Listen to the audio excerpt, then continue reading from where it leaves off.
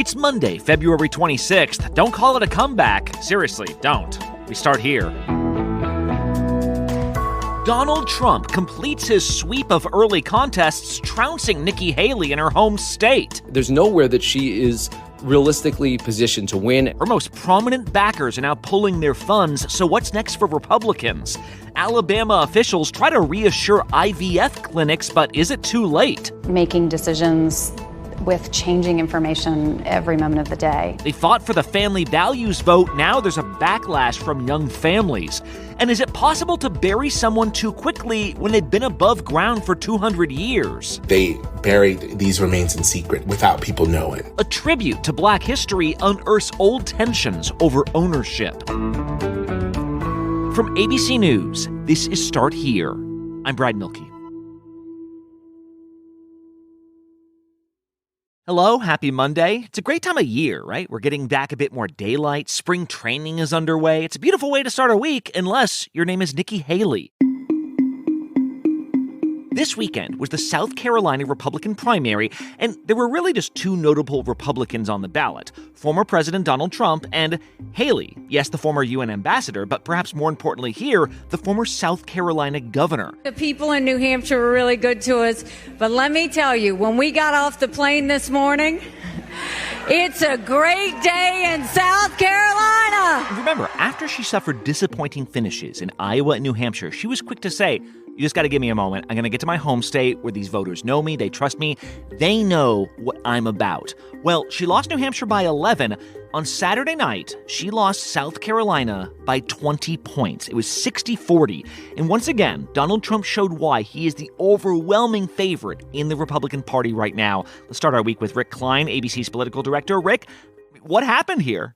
Yeah, this was a blowout, Brad. As you said, she was saying we need to close the gap. We need to get closer than we were in New Hampshire. And the opposite happened. I want to congratulate Donald Trump on his victory. She ended up losing by a much larger margin across the state. And keep in mind, this is a state that she represented as governor. She was elected statewide twice by these same voters who then voted for Donald Trump. And they did it overwhelmingly across the conservative parts of the state. An even bigger win than we anticipated. The only exception was really the low country, Charleston, which is where Haley lives now, near Charleston.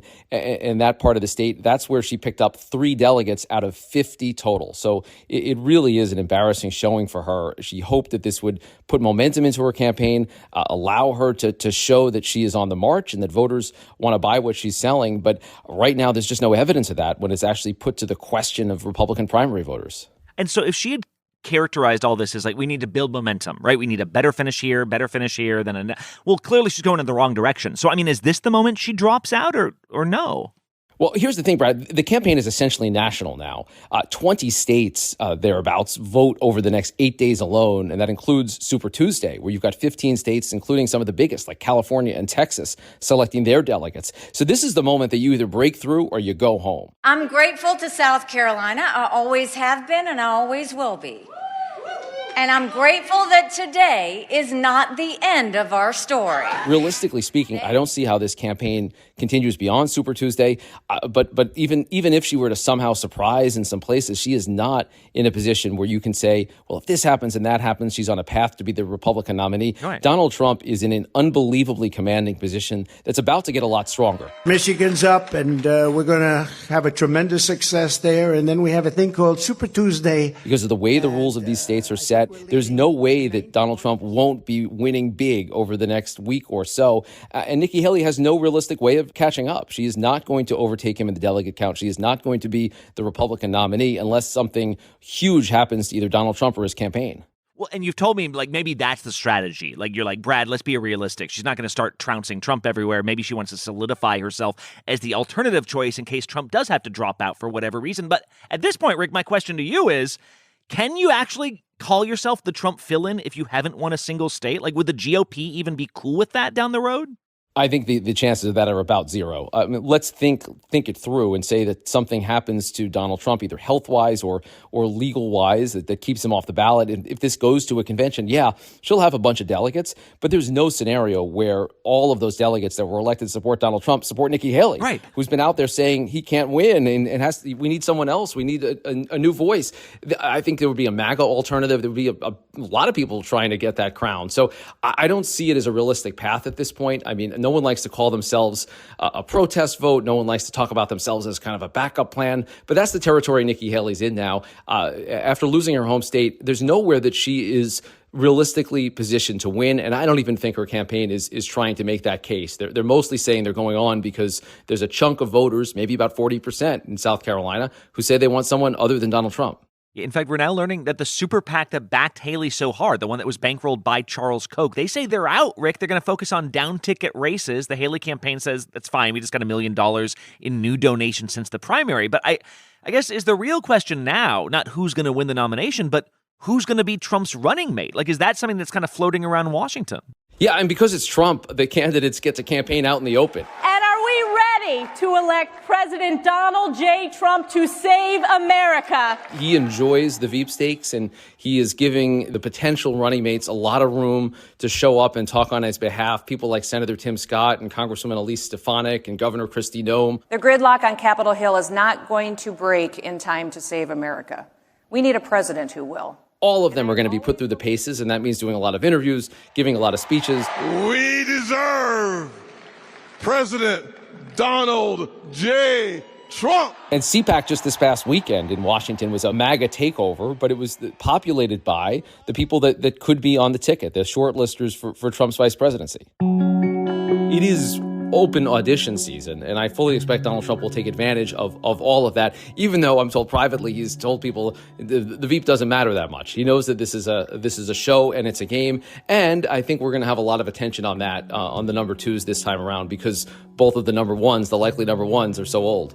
Right. In that respect, perhaps one of the more important vice presidential choices that we'll have in our lifetime. All right. Rick Klein, thank you so much. Thank you, Brad. Next up on Start Here, the fight over fertility has delivered a political crisis in Alabama. We'll take you there after the break. We all know there are things in life you gotta compromise on. But when it comes to your health, there should be no compromise. Don't go back to that one doctor who doesn't take the time to really hear your health concerns, or who's in a rush to end your appointment. Instead, check out ZocDoc, the place where you can find and book doctors who will make you feel comfortable, listen to you, and prioritize your health. ZocDoc is a free app and website where you can search and compare highly rated in-network doctors near you and instantly book appointments with them online. You can search by location, availability, and insurance. So, literally no compromises here, because with ZocDoc, you got more options than you know. We're talking about booking appointments with tens of thousands of top-rated, patient-reviewed, credible doctors and specialists. Go to ZocDoc.com/starthere, download the ZocDoc app for free, then find and book a top-rated doctor today. That's ZocDoc, ZocDoc.com/starthere, ZocDoc.com/starthere.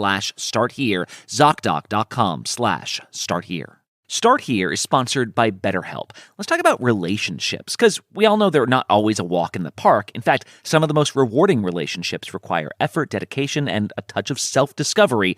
And that's the common misconception, that for a relationship to be right, it must be easy. Well, here's the thing. Whether it's with friends, at work, or with that special someone, relationships should come with their fair share of challenges. And that's where therapy comes into play, providing a safe space to navigate through the ups and downs. Therapy is not just for those who have experienced major trauma. It's a powerful tool for everyone. It teaches positive coping skills, helps set boundaries, and empowers you to be the best version of yourself.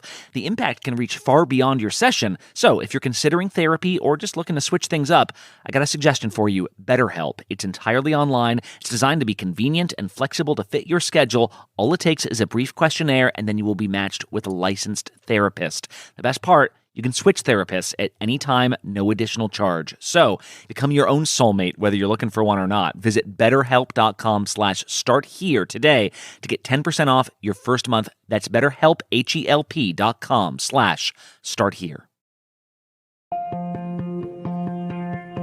Now, when you see primary results like 60-40, one way of looking at this is, whoa, that is a blowout. The other is, 40% of South Carolina Republicans didn't vote for Donald Trump. Now, maybe that is because Nikki Haley's from there. Maybe lots of these voters come back to Trump in November.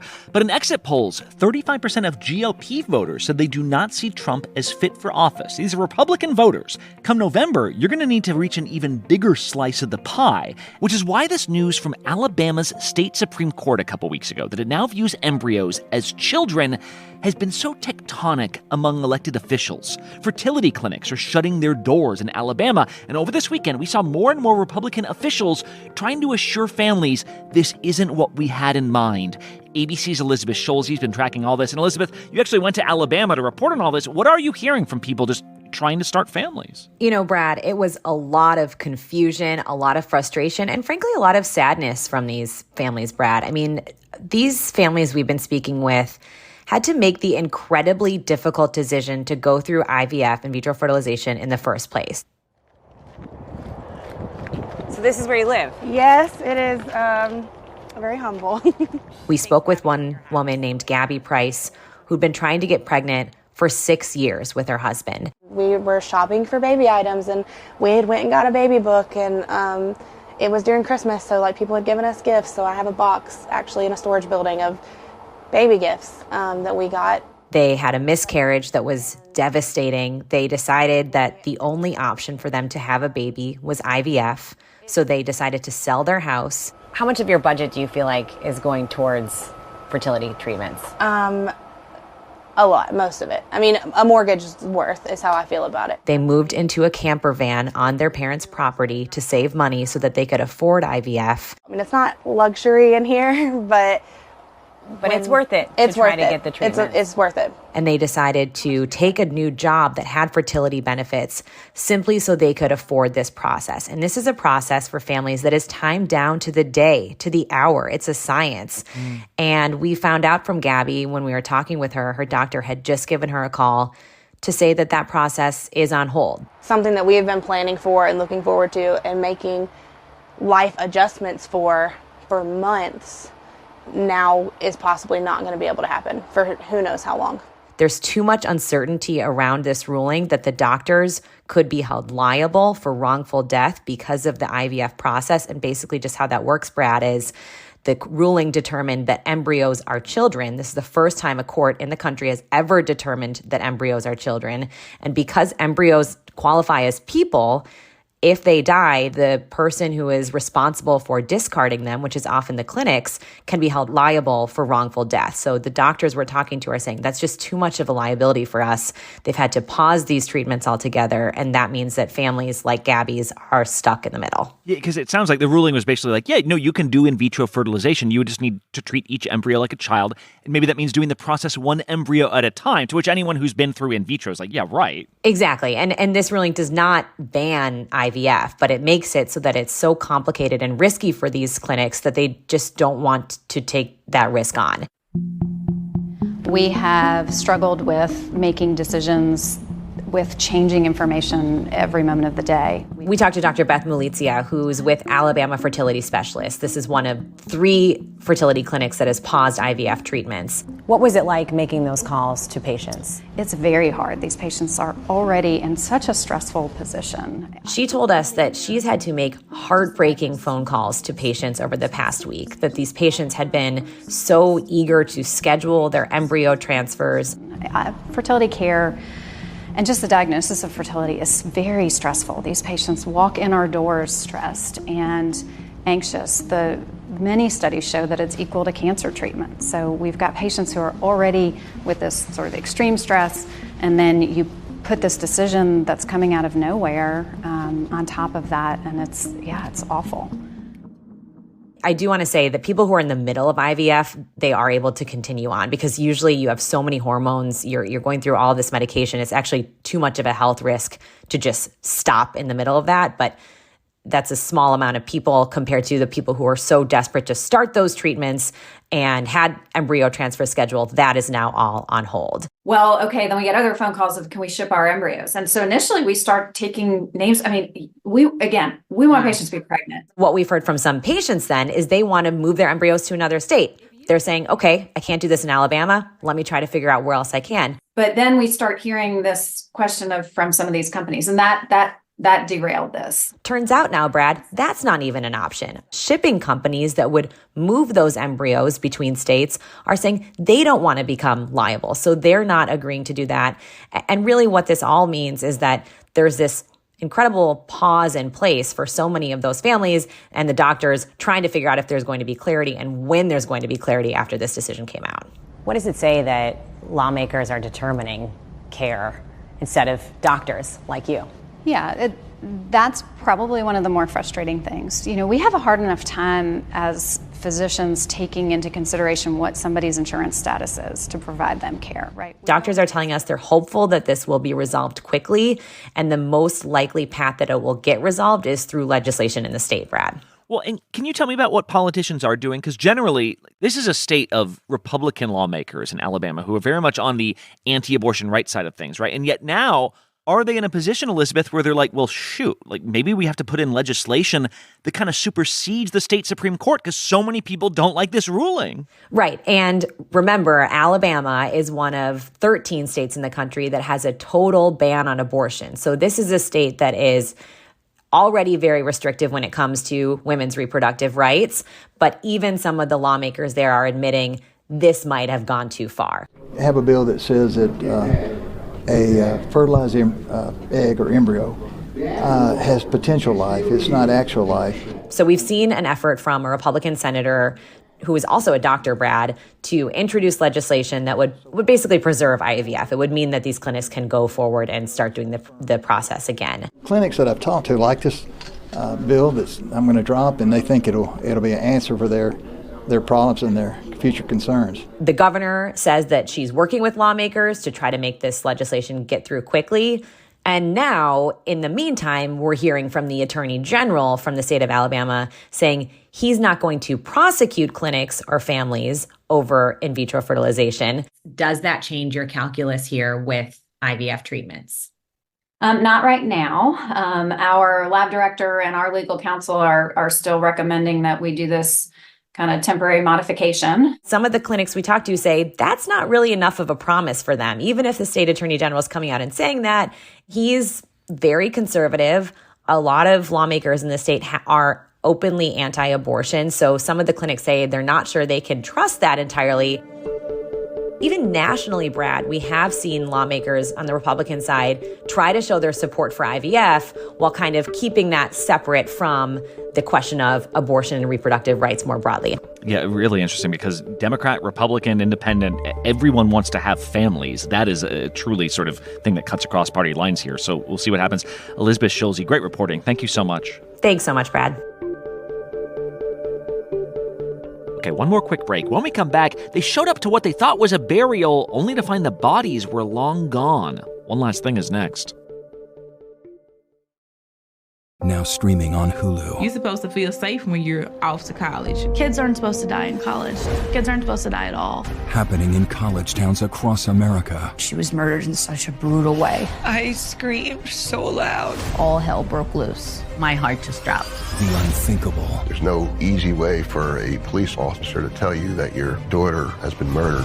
No, she's not dead. Death in the Dorms 2. Powerful, emotional, all new episodes. Now streaming on Hulu. And one last thing.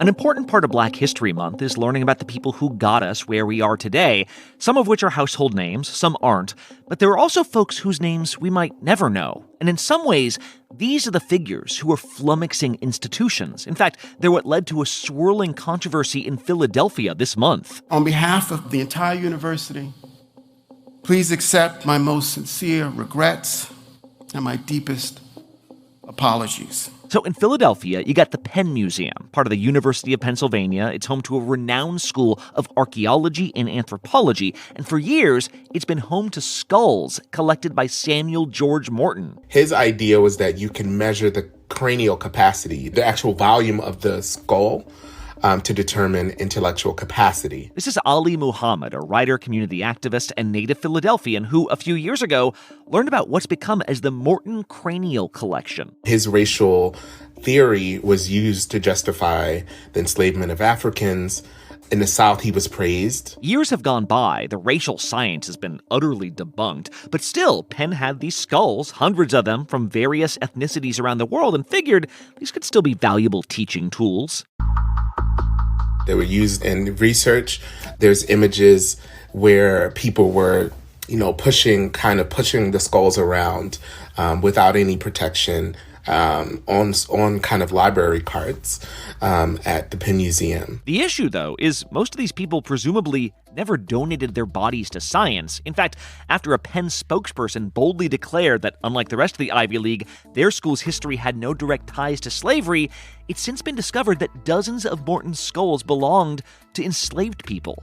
Other bodies were collected after dying at the local poorhouse. A few years ago, Ali began publicly calling for these remains to be repatriated, returned. I was the first person to call for the university to return these remains to descendant communities. Well, a couple years ago, in an attempt to rectify the wrongs of the past, Penn put together a whole report apologizing for its handling of the skulls, vowing to repatriate the remains of 19 Black Philadelphians, properly laying them to rest. Earlier this month, they held a ceremony to honor them. Then sings my soul, my Savior God, to thee. But that's when activists like Ali found out Penn had already buried them 2 weeks earlier at a site that hadn't necessarily been agreed to by everyone.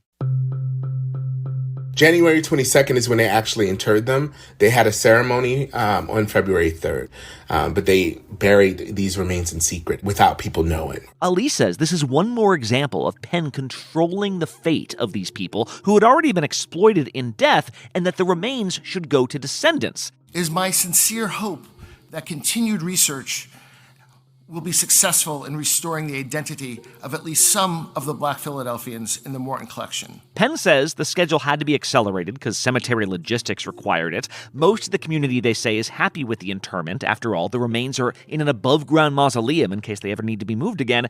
And they say, descendants of whom? It's not like we can figure out who these people are, who their families were all these years later. That's not true, right?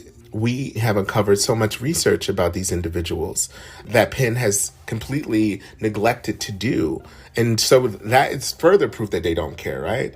It's like we're going to bury them and we're not going to learn more about them so we can honor them properly when we bury them. The university says it encourages more research, but that 200 years without being buried was long enough. They wanted to get this done now with no more delays. But this is something more and more research institutions are having to reckon with. Where did we find our specimens? Are we exploiting them without permission? And if we are, what do we owe them? These are people. Ali says, remember, UPenn sits in a predominantly Black neighborhood in a predominantly Black city. For years, Black locals have been passing by a museum which harbored some of the very exhibits once used to justify white supremacy. What happens to these bodies next matters. I deeply, as a Black person, understand that if we do not tend to caring for people in our afterlives, it has deep implications for the living, right? And if I don't do the care of restoring some kind of ceremony in memory to these people, it impacts me in my material conditions today. As of today, the historically Black Eden Cemetery in Philly has 19 new residents, but whether they'll stay there, only history knows. I've been asked, Ali, what else can you do? And they were like, there's a lot you can do. We've got the technology. More on all these stories at abcnews.com or the ABC News app. I'm Brad Milkey. See you tomorrow.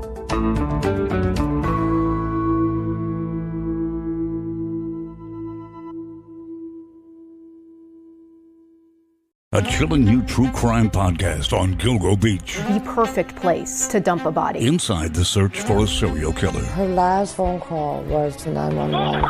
Disturbing clues. Body count, body count, body count. 3 more really scared me. Very ritualistic behavior. Stunning setbacks. They were as stumped as we were. There was a lot of speculation. And shocking twists. We're anxious to have this over with. Their cases went unsolved. That'll leave you breathless. Until today. Eyewitness to Gilgo Beach, a new podcast available now.